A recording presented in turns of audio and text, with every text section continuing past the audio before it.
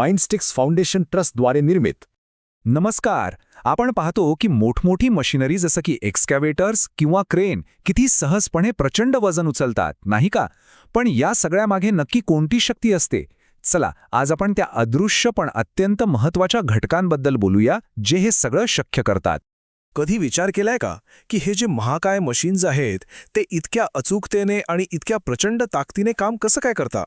याचं रहस्य आहे हायड्रॉलिक्समध्ये.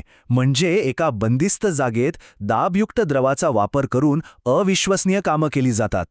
पण फक्त शक्ती असणं पुरेसं नाही. जोपर्यंत तिला योग्य ठिकाणी, योग्य वेळी आणि अगदी अचूकपणे पोहोचवता येत नाही, तोपर्यंत ती शक्ती निरुपयोगी आहे. खरी कमाल तर त्या शक्तीला नियंत्रित करण्यात आणि तिला योग्य दिशा देण्यात आहे.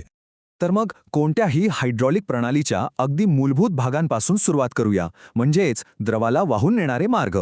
आता बघा, ट्यूब आणि पाईप हे शब्द आपण अनेकदा एकमेकांसाठी वापरतो, पण खरं तर यात मोठा फरक आहे. ट्यूब्स कशा असतात? तर त्या पातळ असतात, अखंड असतात आणि त्यांची आतली बाजू एकदम गुळगुळीत असते. यामुळे काय होतं तर द्रव अगदी शांतपणे सरळ रेषेत वाहतो. यालाच लॅमिनार फ्लो म्हणतात. आता याउलट पाईप्स ते जाड असतात, त्यांना थ्रेड्स असू शकतात, पण त्यांची आतली बाजू थोडी खडबडीत असते आणि याचमुळे द्रवाच्या प्रवाहात अडथळा येतो, तो खवळतो, ज्याला आपण टर्ब्युलंट फ्लो म्हणतो. आणि हो, यात ऊर्जेचा मोठा अपव्यय होतो. ठीक आहे, आता आपण एका मुख्य इंजिनिअरिंग आव्हानाकडे पाहूया. स्थिर भाग आणि हलणारे भाग यांना जोडायचं कसं? जेव्हा सिस्टममधले घटक एकमेकांच्या तुलनेत स्थिर असतात, हालत नाहीत, तेव्हा रिजिड म्हणजेच कडक कनेक्शन्स हा एक मजबूत आणि कायमस्वरूपी उपाय ठरतो. पण जेव्हा गोष्टींना वाकण्याची, लवचिक राहण्याची किंवा धक्के शोषून घेण्याची गरज असते, तेव्हा काय? त्यासाठी मग वेगळा दृष्टिकोन लागतो. इथेच तर फ्लेक्झिबल होजेसची जादू आहे. जरा विचार करा, एखाद्या एक्स्कॅव्हेटरच्या आर्मचा तो सतत कसा हलत असतो, नाही का? मग अशा ठिकाणी कडक ट्यूब्स कशा चालतील? नाही चालणार. म्हणूनच हे होजेस केवळ कनेक्शन्स शक्य करत नाहीत, तर मशीनची कंपने शोषून घेतात आणि संपूर्ण सिस्टमचं आयुष्य वाढवतात. म्हणजे किती महत्त्वाचं काम आहे बघा. शक्तीचा मार्ग तर तयार झाला, पण तो सुरक्षित कसा ठेवायचा? हायड्रॉलिक सिस्टममध्ये एक थेंब जरी गळला तरी मोठी समस्या होऊ शकते. आणि इथेच कनेक्टर्स आणि सीलिंगची कला खरंच खूप महत्त्वाची ठरते. फ्लॅट फिटिंग ही एक खूप लोकप्रिय पद्धत आहे.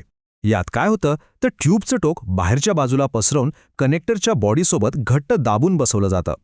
यामुळे धातूवर धातूचा म्हणजेच मेटल टू मेटल एक मजबूत सील तयार होतो. आता स्लीव्ह कॉम्प्रेशन फिटिंगमध्ये एक वेगळाच दृष्टिकोन वापरला जातो.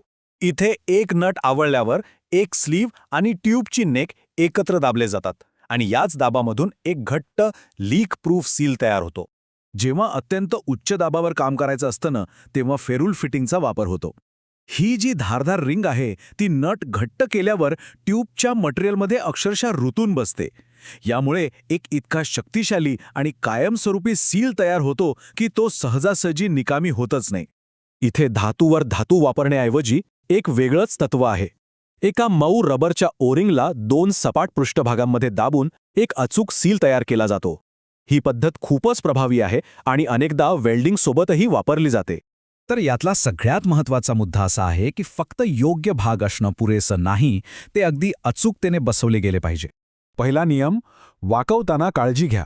जर ट्यूब वाकवताना चपटी झाली किंवा तिला सुरकुत्या पडल्या तर त्या ठिकाणी द्रवाच्या प्रवाहात अडथळा येतो आणि तो भाग कमकुवत होतो. म्हणून प्रत्येक बेंड गुळगुळीत आणि एकसमान असणं खूप महत्त्वाचं आहे. दुसरा नियम, जबरदस्ती अजिबात नको. ट्यूब किंवा होसला जागेवर बसवण्यासाठी जर ताणलं गेलं तर आपण सुरुवातीपासूनच एका कमकुवत कनेक्शनची निर्मिती करत आहोत.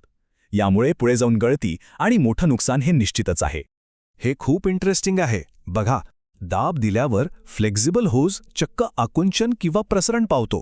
त्याची लांबी 4% कमी किंवा 2% वाढू शकते. म्हणूनच त्यात थोडीशी ढिलाई ठेवणं अत्यंत आवश्यक आहे, नाहीतर फिटिंगवर प्रचंड ताण येतो. आता हा नियम तर खूपच महत्त्वाचा आहे. जर होस बसवताना पिळला गेला तर दाब आल्यावर तो सरळ होण्याचा प्रयत्न करतो. या सततच्या ताणामुळे फिटिंग्स ढिल्या होतात.